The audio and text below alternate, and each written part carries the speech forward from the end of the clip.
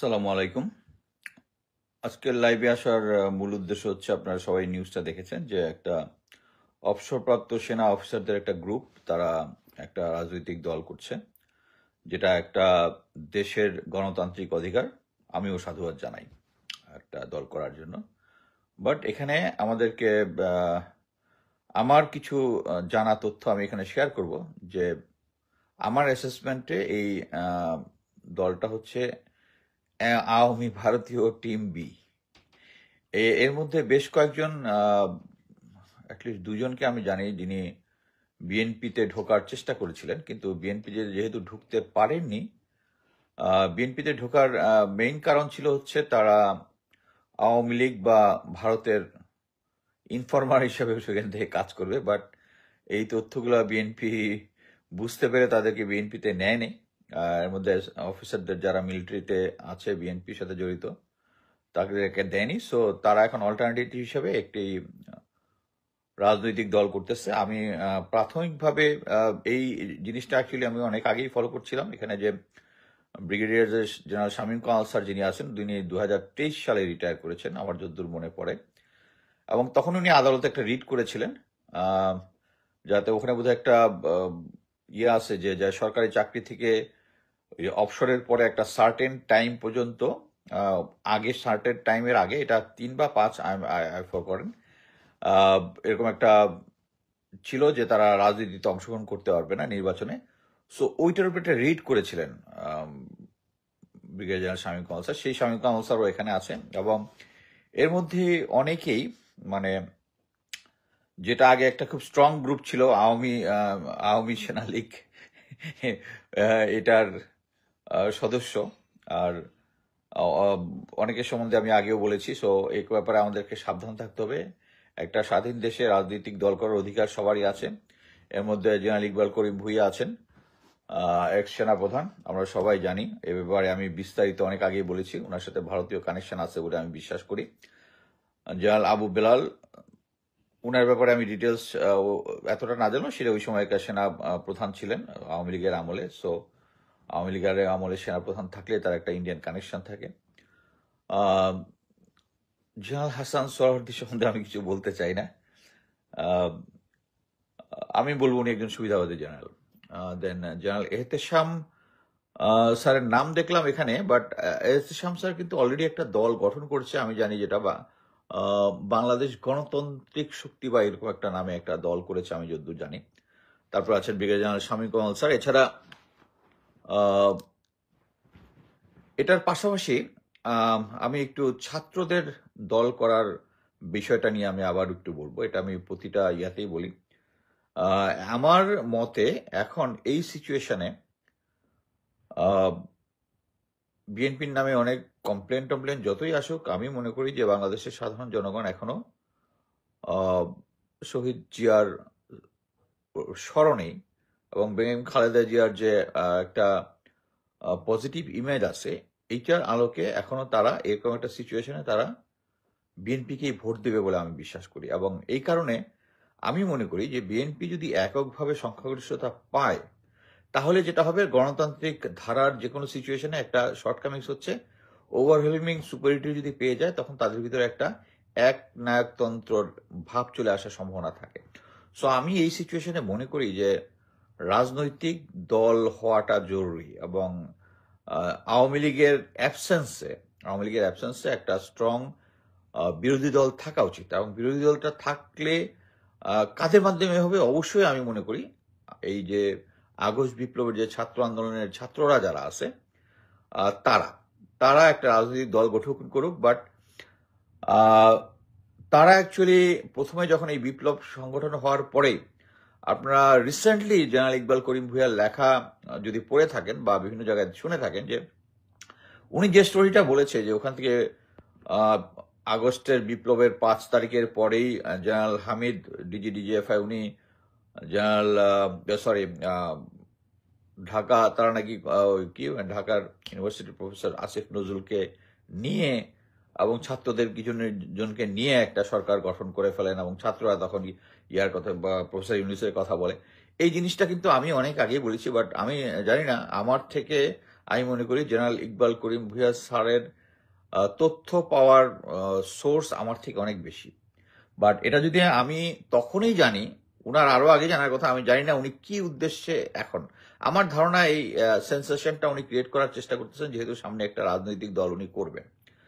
So এই সিচুয়েশনে এটা উনি আগেই ইচ্ছা করলে বলতে পারতেন। এখন সবাই এটা নিয়ে স্ট্যাটাস দিতেছে, বাট এই জিনিস কিন্তু আমিও আগে বলেছি, কনক ভাই বলেছে, হিলিয়াস ভাই বলেছে, সম্ভবত পিনাকি দাও বলেছে এটা এই বিষয়ে, যে হ্যাঁ পিনাকি দা কনফার্ম বলেছে, আমার মনে আছে ওনার ভিডিও এটা নিয়ে। সো এই সিচুয়েশনে উনি অ্যাকচুয়ালি নতুনভাবে কিছু বলেন নাই, বাট ওনার কথার অবশ্যই একটা ভ্যালু আছে, উনি এক্স চিফ ছিলেন। বাট যেটা হচ্ছে, এবং সবাই ওনার সম্বন্ধে যে মিথটা আছে, উনি একজন ডায়নামিক, অফকোর্স ডায়নামিক, উনি ডায়নামিক লিডার। বাট কথা হচ্ছে এটা বাংলাদেশের জন্য ভালো হতো। মানে আমি যেটা বিশ্বাস করি গোয়েন্দা পার্সপেক্টিভে, উনি এই ট্যালেন্ট লোকদের সমস্যাটা হচ্ছে, ট্যালেন্ট লোকরা নিজের স্বার্থটা বেশি বুঝে। এই নিজের স্বার্থটা বুঝেই তখন দেশের স্বার্থটা মানে লোকজনকে মানে আমি যেটা বলতে চাচ্ছি সেটা হচ্ছে, আমি একটা কাজ করব, মনে করেন একটা রং কাজ করব, রং কাজ যদি করি তাহলে আমার তো এটা একটা বয়ান তৈরি করতে হবে, লোকজনকে বিশ্বাস করাইতে হবে। This people are capable of saying that wrong thing in a so positive way.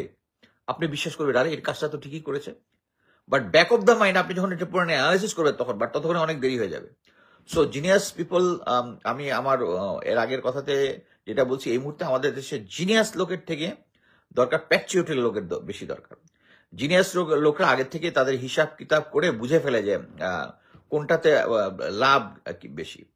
আমি আমার সেনাবাহিনীর ক্যারিয়ারে এই যে এখন এতজন জেনারেলকে দেখছেন, এর মধ্যে most of the people they are so capable, এবং তারা যদি আওয়ামী লীগের সাথে যদি মানে আওয়ামী লীগের সাথে যদি তাল নাও মিলাইতো তাও তার জেনারেল হতো, কিন্তু তারা চেয়েছে তাদের তাদের তাদের পথকে একদম কুসুমোত্তীর্ণ করা, মানে মানে কোনো কাটা যেন না থাকে।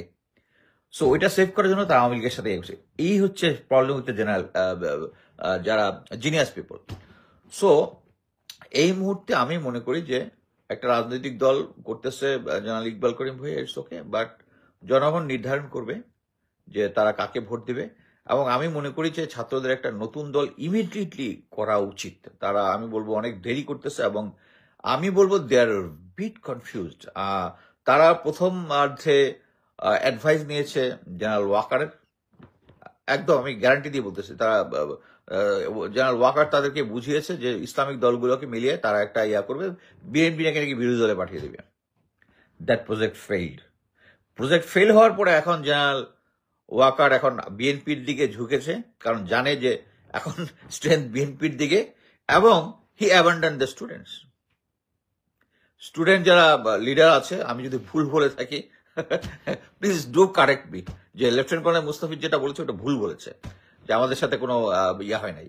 বাট এই মুহূর্তে কোনো জেনারেল ওয়াকার ছাত্রদেরকে আর দিচ্ছে না, কারণ উনি বুঝে ফেলেছেন যে ছাত্ররা রাজনীতি করে একটা দল গঠন করবে ঠিকই, বাট তারা কতটুকু সরকার গঠন করতে পারবে দে আর নট শিওর, মানে সরকার তাদের পজিশন কি থাকবে।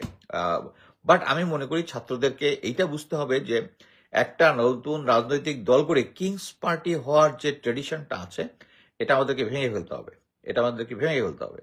আমরা জানি বিএনপি কিংস পার্টি, কি বলে জাতীয় পার্টি কিংস পার্টি, বাট একটা জিনিস বুঝতে হবে যে জেনারেল জিয়া কিংস পার্টি করেছিলেন, কিন্তু উনি যখন প্রথম রাষ্ট্রটা করেছিলেন তখন রাষ্ট্রের মধ্যে যাদেরকে নিয়ে রাষ্ট্র পরিচালনা করেছেন তারা কিন্তু সব জিনিয়াস লোকজন ছিল, ভালো ভালো লোকজন, স্কলার লোকজন ছিল, আউলফল লোকজন ছিল না।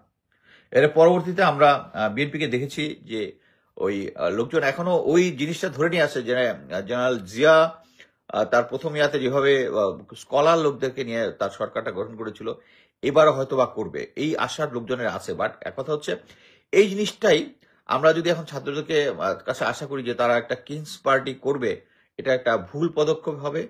আমি বারবার যে উদাহরণটা বারবার দিই সেটা হচ্ছে পাশের দেশের কেজরিওয়ালের আম আদমি পার্টি। উনি সরকারি চাকরিজীবী ছিলেন, চাকরি ছেড়ে দিয়ে গঠন করেছেন, ওখানে কোনো গোয়েন্দা সংস্থা তাদেরকে সাপোর্ট করেনি। সো এই মুহূর্তে তাদেরকে একটা দল গঠন করে সামনের নির্বাচনে অংশগ্রহণ করতে হবে, এবং তাদেরকে শুধু এটা তো বললে হয় না, শুধু মানে ছাত্র দিয়ে, ছাত্র যাদের বয়স 20, 25, 30 এদেরকে দিয়ে কিন্তু রাজনৈতিক দল হবে। তাদের আছে, জোশ আছে, প্যাট্রিয়টিজম আছে, কিন্তু এর সাথে প্রজ্ঞা লাগবে, প্রজ্ঞা, এক্সপিরিয়েন্স লাগবে। সো যারা বাংলাদেশের ভ্যাটার্ন পলিটিশিয়ান এবং বাংলাদেশের যে পলিটিক্যাল সিচুয়েশনে যারা সৎ, তাদের কিন্তু খানা নাই। সে সমস্ত সৎ লোকদেরকে খুঁজে বের করতে হয়, আমি মনে করি, করে তাদের দলের সাথে একীভূত তাদেরকে দলের মধ্যে ভিড়ানোর চেষ্টা করা যেতে পারে। কিন্তু এখানে আমি বলবো যে গোয়েন্দা সংস্থা বা কারো সাহায্য নেওয়াটা ঠিক হবে না। এবং আমি মনে করি যে এই মুহূর্তে সম্ভবত জেনারেল ওয়াকার বা গোয়েন্দা সংস্থা সম্ভবত তাদের এই প্ল্যান, যে ম্যানিপুলেশনের প্ল্যানটা, আমি যদ্দূর শুনেছি তারা আর করতেছে না। বাট যদি করে তাহলে আমি জানবো অবশ্যই সাথে সাথে। সো আমি মনে করি ছাত্রদের ইমিডিয়েটলি রাজনৈতিক দলটা গঠন করা উচিত, এবং গঠন করার পরে তাদেরকে নিজেরা 300 আসনের প্রার্থী দিতে পারুক আর না পারুক, বা আমাদের দেশের যে ভেটারান রাজনীতিবিদরা যারা বাংলাদেশের রাজনীতি চেনে, বুঝে, তাদেরকে তাদের দলে একীভূত করা উচিত বলে আমি মনে করি। এবং মেইন জিনিস হচ্ছে তাদের প্রতি যে রেসপেক্টটা আছে, এখানে টু ওয়ে মানে হচ্ছে, একটা জিনিস হচ্ছে সবাই এক ধরনের বিশ্বাস করে যে যত সময় পাওয়া যাবে তত দল গুছাইতে, এই যে যদি তত্ত্বাবধায়ক সরকারটা লম্বা হয়, তাহলে এই নতুন দল যারা ছাত্ররা করবে তাদের একটু গুছানোর টাইম পাবে। অ্যাট দ্য সেম টাইম গুছানোর টাইম পাওয়া ঠিক আছে, অ্যাট দ্য সেম টাইম যত আমরা এই ইয়া থেকে বেশি দূরে চলে যাব, লোকজনের মাথার মধ্যে থেকে ওই জিনিসটা চলে যাবে যে এরা দে আর দ্য হিরো, তারা আগস্ট আন্দোলনের তারা নেতা। এই জিনিসটা কারণ এটা হবে কি, কারণ আমরা অলরেডি দেখতেছি যে ছাত্রদের মধ্যে বিএনপির প্রতি একটা পলিটিক্যাল রেটরিক, এবং বিএনপিরও দেখেছি বিভিন্ন ধরনের রেটরিক ছড়ানোর জন্য। সো আমি একটা জিনিস নিজের বিশ্বাস থেকে ছাত্রদেরকে বলবো যে প্লিজ তোমরা পলিটিক্যাল রেটরিক থেকে বের আসো। বিএনপি এই করেছে, বিএনপি সেই করেছে, জামাত এই করছে, জামাত রক্ষানে কোনো বলার দরকার নেই। এইটাই আমাদের সাধারণ মানুষকে বুঝ দিবে যে এই দলটা হতে যাচ্ছে, এটার মধ্যে কোনো পলিটিক্যাল রেটরিক নাই। They are from the political, let people understand. People এত বছর ধরে বিএনপির দেখতেছে, যদি গ্রাউন্ডে যদি কোনো চাঁদাবাজি হয় তারা দেখতেছে, এবং তারা ডিসিশন নেবে এটার জন্য তারা কি ব্যবস্থা নেবে, তাদেরকে ভোট দিবে কি দিবে না। যেভাবে আওয়ামী লীগের ক্ষেত্রে যেটা হয়েছে, তাদেরকে আমরা জনগণের উপরে ছেড়ে দিব। আমরা কি করব, আমাদের ম্যানিফেস্টোটা যেটা আছে ছাত্ররা, ওইটা তাদের দেওয়া উচিত, যে আমরা এই করব সেই করব। বিএনপি, জামাত, চরমোনাই, ব্লা ব্লা যারা আছে, তারা এই খারাপ করেছে, সেই খারাপ করেছে, এই জিনিসটা বয়ানের মধ্যে আনার কোনো দরকার নাই। হতে পারে এই জিনিসটা আসবে কখন, ওকে, আমি একটা পলিটিক্যাল একটা জনসমাবেশ করেছি, তারপর একটা প্রেস ব্রিফিং করছি। প্রেস ব্রিফিং এর যদি কোনো কোশ্চেন আসে, ওখানে পলিটিক্যাল রেটরিক না বলে তার পয়েন্ট অফ ভিউতে there are lot of diplomatic ways telling the, মানে আমাদের মিলিটারিতে অনেক আছে, কিছু আছে। যাক, আমরা কিছু কিছু জায়গায় মনে করেন, আপনি তো এখন অনেক সিনিয়র হয়ে গেছেন, আপনারা তখন বাঞ্চও তো বলতে পারতেছেন না, সরি ফর দ্য ল্যাঙ্গুয়েজ, মানে ওর কথা আমি কিন্তু বলে কিন্তু দিলাম, ঠিক আছে। There are diplomatic way telling what they really deserve. So আমি মনে করি যে পলিটিক্যাল রেটরিকটা ডিপ্লোম্যাটিক ওয়েতে দিতে হবে। আমরা যেভাবে আমাদের রাজনৈতিক দলগুলা একটা দল আরেক দলের ভিতরে বিষেধগার করে, এটা থামা উচিত। এবং এটা আমি ছাত্রদের বলতেছি তা না, এটা বিএনপিকেও বলতেছি, অন্যদেরকে বলতেছি, পলিটিক্যাল রেটরিক না করে নির্বাচনের আগে আমরা শুধু বলবো আমাদের ম্যানিফেস্টো এটা, আমরা এটা করবো, সেটা করবো, এবং একসময় আমরা ইনশাল্লাহ এই পলিটিক্যাল রেটরিক থেকে বেরিয়ে আসবো। সো আমি আশা করি ছাত্ররা একটা নতুন দল ইমিডিয়েটলি করবে। আর মিলিটারি অফিসার যারা করতেছে, তবে আমি একটা জিনিস বলি যে রিটায়ার্ড মিলিটারি অফিসাররা, যাদেরকে আমি ভালোভাবে চিনি, যারা good, they are really good, এবং তাদেরকে খুঁজতে হবে। আমি বলি, এই যে brigadier general Hasan Nasir, he is a fantastic patriotic officer. ওনার সম্বন্ধে অনেক রেটরিক করার চেষ্টা করে, বিকজ কি উনি তো স্ট্রিক্ট ছিলেন, তার প্রিন্সিপাল সবসময় স্ট্রিক্ট ছিলেন। দেয়ার আর আদার অফিসার্স, যদি রিয়েলি খোঁজ নেওয়া যায়, you can sit with general Hasan Nasir or some other officer, তাদের সাথে বসে রিটায়ার্ড মিলিটারি অফিসারকে একীভূত করতে, যারা এই শেখ হাসিনার জিনিসপত্র সবসময় তাদেরকে ঘৃণা করেছে, তাদের পাশে থাকে নাই, এরকম অনেক অফিসার আছে। সো আমি মনে করি মিলিটারি অফিসাররা উইথ, কিন্তু হাসিনার আমলে যারা ক্রিম খেয়েছে সেই মিলিটারি অফিসার না। এখানে আমার বক্তব্য শেষ। এখানে কারো যদি কোনো কোশ্চেন থাকে আমি কোশ্চেন। আচ্ছা, তাহলে দ্য বিজনেস টুডে আইকিউবিকে নিয়ে প্রতিবেদন করার এই মর্ম। হ্যাঁ, এটাই যে বিজনেস টুডে যেটা করেছে, এর আগে একটা প্রতিবেদন করেছে, তাকে একটু যেহেতু সামনে তাকে লঞ্চ করা হয় এই জন্য সমালোচনা করতে জানতে হয় তাদের। আচ্ছা, সাব্বির আহমেদ হচ্ছে তার সমালোচনা করতে গিয়ে ডিসইউনিটি তৈরি করে ফেলে। Correct correct, you are absolutely right. আচ্ছা, কোনো কোশ্চেন যদি কারো থাকে আমি উত্তর দিব। Sir, say something about Pinaki doctor he is supporting IKP. হ্যাঁ, পিনাকি দার সাথে আমার কথা হয়েছে এই ব্যাপারে নাম্বার অফ টাইমস। আমি বলে দিয়েছি, দাদা I am your supporter, but এই বিষয়ে যতবার বলবেন আমি এটার বিরোধিতা করবো।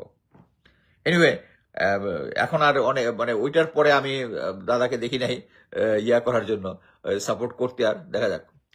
স্যার, সে সামথিং অ্যাবাউট পিনাকিদা হি। আচ্ছা, এটা তো আমি কথা বলেছি। আর কিছু কারো কোনো কোশ্চেন? জাতীয় সরকার গঠনের জন্য সব জায়গায় থেকে শেখ হাসিনার দোষদের বিতাড়িত করে গণহত্যার বিচারের জন্য আপনাদের আর অফিসার আগস্ট 1 তারিখের মতো জোয়ার ভূমিকা রাখবেন প্লিজ। আমি দেশের বাইরে আছি। আমি তো মোট কথা হচ্ছে আমার পয়েন্ট অফ ভিউ হচ্ছে, আমি 28 বছর সেনাবাহিনীকে আমার যতটুক আমি দিয়েছি। বিদেশে এসে আমি অনলাইনে যতটুক করার দিতেছি। অর্থাৎ ওখানে গ্রাউন্ডে যারা আছে, দেয়ার লট অফ অফিসার্স যারা হার্ডকোর অফিসার এবং যারা সত্যিকারের প্যাট্রিয়টিক। আপনি খোঁজ নিয়ে দেখেন, তারা এখনো ভালো চাকরিও পাচ্ছে না। যারা বিভিন্ন গভর্নমেন্টের বিভিন্ন জায়গায় এখনো ইম্পর্টেন্ট জায়গাতে যারা আছে, তারা সবাই আওয়ামী লীগের। এবং দেখেন, যারা আওয়ামী লীগকে ব্যাকআপ করছে তাদের, আমিও জানি, আমার ফিউ ফ্রেন্ডস যারা আওয়ামী লীগের সাথে ছিল, তাদের চাকরির অভাব হয় না। আর যারা একটা solid officer, engineer background and other things, আমার সাথে কথা হয়েছে, সে এখন পর্যন্ত একটা চাকরি পায় নাই। দে আর প্যাট্রিয়টিক অফিসার, তাদেরকে কেউ খুঁজেও পায় না, কেউ খুঁজেও পায় না। এটাই হলো হার্ড ফ্যাক্ট। আচ্ছা, থ্যাংক ইউ। এরপর আর কিছু আছে? Thank you. এরপর আমি আবার একটা লাইভে আসবো 25শে ফেব্রুয়ারি নিয়ে। Thank you. আজকে আমার এখানে বক্তব্য শেষ।